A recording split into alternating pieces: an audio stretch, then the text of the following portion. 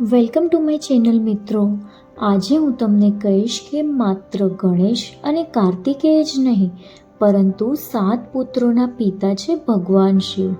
હા, શિવ અને પાર્વતીને 7 પુત્રો હતા. સામાન્ય રીતે લોકોને ભગવાન શિવના 2 પુત્રો ગણેશ અને કાર્તિકેય વિશે જ ખબર છે, પરંતુ તમને જાણીને આશ્ચર્ય થશે કે ભગવાન શિવને આ 2 ઉપરાંત 5 અન્ય પુત્ર પણ હતા. પૌરાણિક કથાઓમાં તેમના 7 પુત્રો વિશે જણાવવામાં આવ્યું છે. ભગવાન શિવ અને માતા પાર્વતીના મળ્યા બાદ શિવજીનું ગૃહસ્થ જીવન શરૂ થયું અને તેમના જીવનમાં અનેક પ્રકારની ઘટનાઓથી શિવના 7 પુત્ર છે. તો આવો જાણીએ ભગવાન શિવના 7 પુત્રો વિશે. પહેલું, કાર્તિકેય.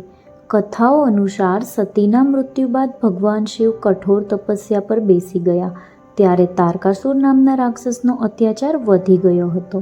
તારકાસુરથી પરેશાન બધા દેવ બ્રહ્માજી પાસે ગયા ત્યારે તેમણે જણાવ્યું તે શિવ અને પાર્વતીનો પુત્ર તારકાસુરનો અંત કરશે. આ બાદ પાર્વતીજીના લગ્ન થયા અને કાર્તિકેયનો જન્મ થાય છે અને રાક્ષસનો અંત. બીજું છે ગણેશ. કથા અનુસાર એકવાર માતા પાર્વતી સ્નાન કરવા જઈ રહ્યા હતા. તેમણે જોયું કે પહેરો આપવા માટે કોઈ નથી. ત્યારે તેમણે પોતાના શરીરના મેલથી એક પુત્રનું નિર્માણ કર્યું અને તેને પહેરો આપવા ઊભો રાખ્યો. થોડા સમય બાદ ભગવાન શિવ આવ્યા અને બાળકે તેમને જવા માટે અટકાવ્યા. ક્રોધના કારણે ભગવાન શિવે બાળકનું ગળું કાપી નાખ્યું. આ પછી હાથીના બચ્ચાનું માથું લાવીને ગણેશજી પર લગાવાયું. ત્રીજું છે શુકેશ. શિવજીના ત્રીજા પુત્રનું નામ શુકેશ હતું. પુરાણો અનુસાર રાક્ષસરાજ હેતીએ ભયા નામની કન્યા સાથે વિવાહ કર્યા. આ બંનેને વિદ્યુતકેશ નામનો એક પુત્ર થયો. વિદ્યુતકેશનના લગ્ન સંધ્યાની પુત્રી સાલકટંકા સાથે થયા. સાલકટંકા વ્યભિચારિણી હતી. આ કારણે જ્યારે તેને પુત્રનો જન્મ થયો તો તેને લાવારીસ છોડી દીધો. ભગવાન શિવ અને માતા પાર્વતીએ તે બાળકને સુરક્ષા આપી અને પોતાનો પુત્ર બનાવી લીધો. ચોથું છે અયપ્પા. ભગવાન શિવના ચોથા પુત્રનું નામ અયપ્પા છે. દક્ષિણ ભારતના સબરીમાલા મંદિરમાં તેમની પૂજા થાય છે. અયપ્પા ભગવાન શિવ અને વિષ્ણુના રૂપ મોહિનીનો પુત્ર છે. વિષ્ણુના મોહિની રૂપને જોઈને અયપ્પાનો જન્મ થયો છે.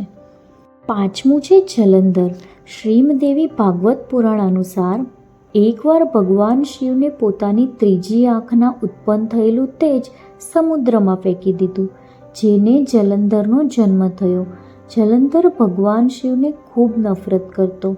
એકવાર માતા પાર્વતીને પત્ની બનાવવા માટે ભગવાન શિવ સાથે જલંધરે યુદ્ધની શરૂઆત કરી અને મૃત્યુ પામ્યો.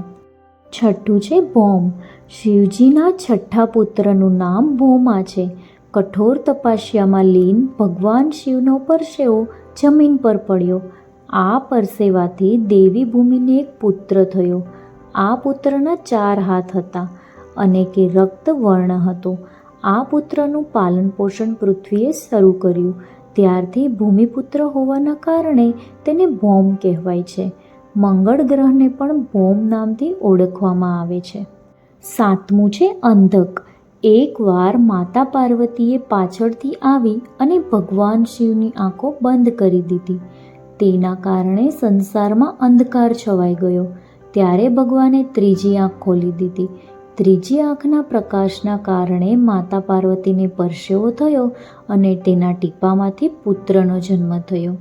અંધકારમાં જન્મ લેવાના કારણે તેનું નામ અંધક રાખવામાં આવ્યું અને તે જન્મથી જ નેત્રહીન હતો.